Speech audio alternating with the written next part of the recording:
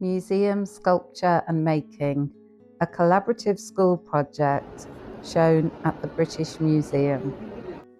Starting from the astrolabe as a concept and structure for a sculpture, looking closely at objects and how we understand them. Cutting, shaping and building designs using materials to develop ideas around self.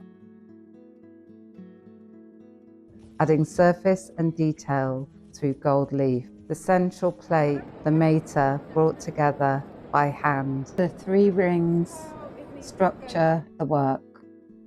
The mater, the self.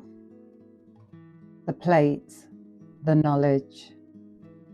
The rete, the unknown.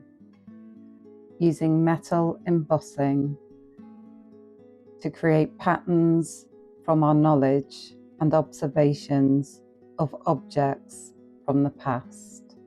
Thinking about the feel, smell, sound, and the sensory nature of these objects. To create the rete, the unknown.